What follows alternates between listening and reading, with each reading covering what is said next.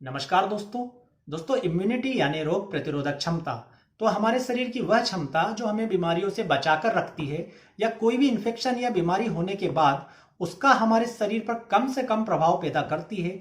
वह हमारे शरीर की रोग प्रतिरोधक क्षमता या इम्यूनिटी कहलाती है। दोस्तों ये जो इम्यूनिटी होती है ये कई कारकों पर डिपेंड होती है और प्रत्येक व्यक्ति के अंदर जो है ये अलग अलग होती है। आपने देखा होगा कई सारे ऐसे बच्चे होते हैं या बड़े भी होते हैं जो जरा से मौसम के परिवर्तन होने पर ही बीमार हो जाते हैं। कोई भी इन्फेक्शन उन्हें आसानी से पकड़ लेता है। हल्का सा मौसम परिवर्तन होगा उन्हें सर्दी खांसी होने लगेगी। इसका मतलब यह है कि उनकी जो इम्यूनिटी है वो बहुत ही कम है।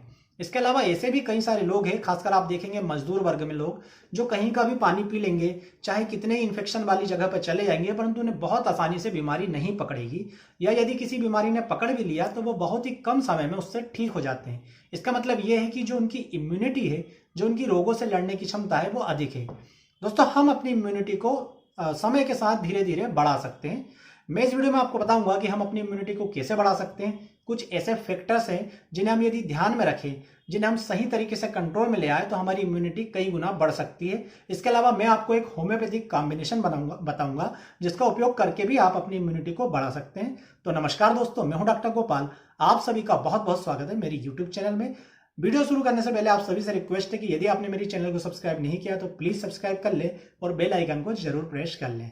तो दोस्तों इम्यूनिटी बढ़ाने के लिए आपको कुछ कॉमन फैक्टर्स का ध्यान रखना है। यदि आप इन चीजों को अपने पूरी तरीके से कंट्रोल में रखेंगे तो आपको किसी भी मेडिसिन की जरूरत नहीं पड़ेगी और आपकी इम्यूनिटी भी काफी अधिक बढ़ जाएगी।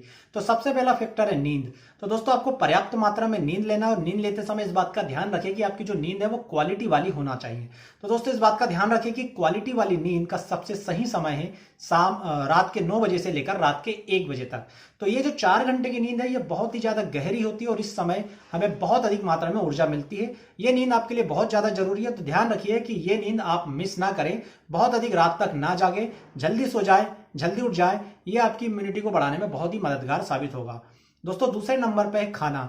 तो खाना हमेशा पौष्टिक पदार्थों का करें और जो मार्केट का जो आप फास्ट फूड का उपयोग करते हैं उसे कम से कम करें, क्योंकि ये जो फास्ट फूड होता है ये आपके पेट को खराब करता है और सारी इम्यूनिटी की जड़ आपके पेट से शुरू होती है। तो मार्केट के खाने को अवॉइड करें, हेल्थी खाना खाएं, फ्रूट का इस्तेमाल अधिक से अधिक करें, ताजे फलों का इस्तेमाल अधिक से अधिक करें। कोशिश करें कि फलों में खट्टे फलों का इस्तेमाल अधिक से अधिक हो, जैसे संतरा, आंवला, नींबू, मौसम्बी आदि, क्योंकि खट्टे फलों में विटामिन सी होता है और विटामिन सी आपकी रोग प्रतिरोधक क्षमता को बढ़ाने का काम करता है। आपने देखा भी होगा कि अभी जो महामारी फैली है उसमें विटामिन सी लेने की सलाह दी जा रही है, क्योंकि विटामिन सी लेने से रोगों के प्रति व्यक्ति की प्रतिरोधक क्षमता विकसित हो जाती है और वह आसानी से बीमारियों से लड़ लेता है। दोस्तों तीसरे नंबर में आपको ध्यान रखना है पानी का। पानी आप अधिक से अधिक मात्रा में पीजिए, क्योंकि पानी आप अधिक पिएंगे तो आपका पेट प्रॉपर तरीके से साफ रहेगा। पेट साफ रहेगा तो आपकी इम्यूनिटी हमेशा स्ट्रांग रहेगी।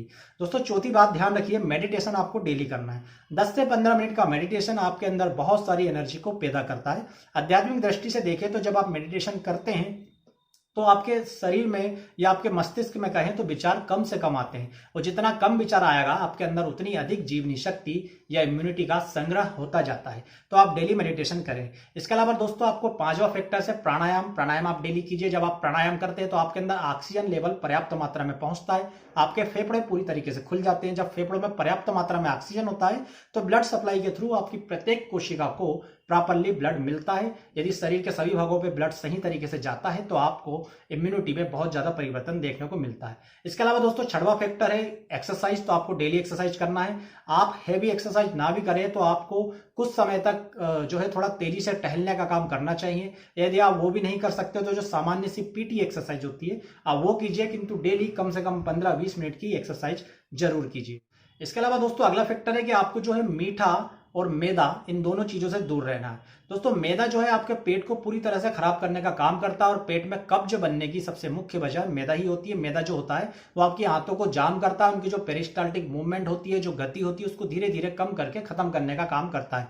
तो मैदा या मैदे से बने कोई भी पदार्थ जैसे ब्रेड हुआ, बिस्कुट हुआ, इनको आपको किसी भी हालत में नहीं खाना है। इसके साथ आपको मीठे से भी दूर रहना। मीठा भी बहुत ही ज्यादा हानिकारक होता है। इन दोनों चीजों से यदि आप दूर रहेंगे तो आपकी इम्यूनिटी वैसे ही काफी ज्यादा स्ट्रांग हो जाएगी। इसके अलावा दोस्तों आपको एलोपैथिक मेडिसिन का भी कम से कम उपयोग करना है। एक बात का ध्यान रखिए कि साधारणतः जो व्यक्ति एंटीबायोटिक दवाओं का उपयोग करता है ये आपकी इम्यूनिटी के लिए बहुत ही खतरनाक होती है। जब आवश्यकता पड़े या जब डॉक्टर सलाह दे तब तो आप एंटीबायोटिक का उपयोग कीजिए, किंतु बहुत ही साधारण सी बीमारी जैसे वायरल फीवर में होता है, जो कॉमन कोल्ड होता है, कफ होता है, उसमें आप एंटीबायोटिक का उपयोग बिल्कुल ना करें।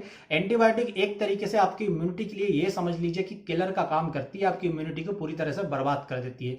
तो जब भी आपके पास अगला इन्फेक्शन होता है तो आपके शरीर में जो आपके शरीर की तरफ से लड़ने वाले सैनिक थे वो एक प्रकार से ये समझ लीजिए कि आलसी हो जाते हैं, और फिर अगली बार किसी एंटीबायोटिक की सहायता से आपके शरीर के अंदर जो बीमारी और आपकी प्रतिरोधक क्षमता के बीच में युद्ध चल रहा होता है उसमें एंटीबायोटिक की सहायता से ही जीतने की कोशिश में लगे रहते हैं। तो इस प्रकार से आप एंटीबायोटिक का उपयोग मत कीजिए, ताकि आपके शरीर के अंदर की क्षमता हर बार बीमारी से लड़े और बीमारी से लड़कर अपने आप को मजबूत कर सके।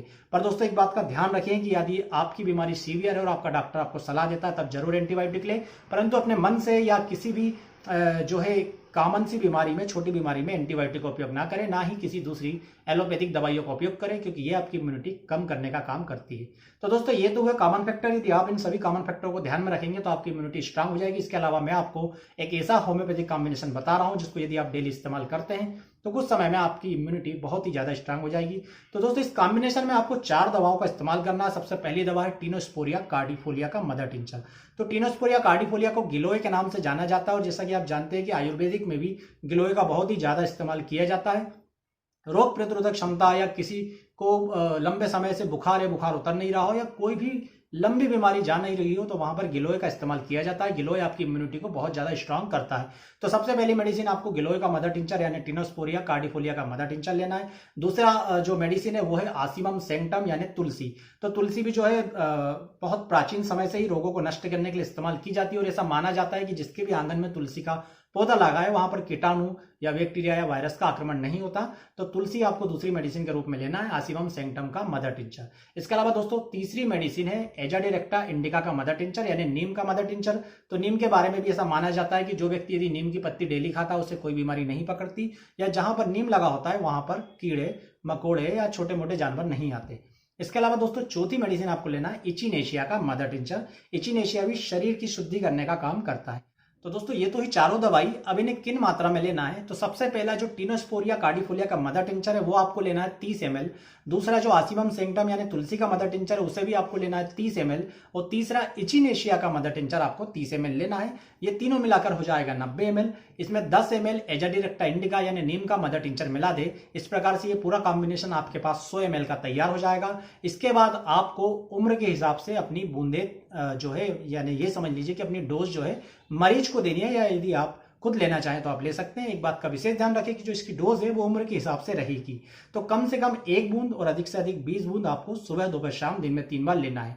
अब इसे कैसे डिसाइड करेंगे, तो आपकी जितनी भी उम्र है, जितने साल के आप हैं, आपको उतनी बूंदे सुबह दोपहर और शाम आधे कप पानी में लेनी है। मान लीजिए आप 5 साल के व्यक्ति है तो 5 बूंदे सुबह दोपहर और शाम इस पूरे मिश्रण की 5 बूंदे इस प्रकार से आपको दिन में 3 बार आधे कप पानी के साथ लेना है। मान लीजिए आप 1 साल के हैं तो 1 बूंद सुबह दोपहर शाम 1 चम्मच पानी में डाल के पी लीजिए। यदि आप 20 साल के हैं तो 20 बूंद सुबह दोपहर शाम आधे कप पानी में डाल करके पी लीजिए। परंतु 20 साल से यदि आप कितने ही ऊपर के हो आपको 20 बूंद से अधिक नहीं लेनी है। तो दोस्तों ये जो है ये धीरे धीरे आपकी इम्यूनिटी बढ़ाने का काम करेगी, आपके अंदर जो है एनर्जी बढ़ाने का काम करेगी, और आपकी इम्यूनिटी धीरे धीरे इतनी स्ट्रांग हो जाएगी कि फिर छोटी मोटी बीमारियां आपको भी परेशान नहीं करेंगी। दोस्तों उम्मीद करता हूं ये वीडियो आपको जरूर पसंद आएगा। वीडियो में दी गई जानकारी से आपको कुछ भी लाभ हो तो वीडियो को लाइक जरूर करें। वीडियो पसंद आया हो तो चैनल को सब्सक्राइब जरूर करें। आप सभी का बहुत बहुत धन्यवाद। जय हिंद, वंदे मातरम।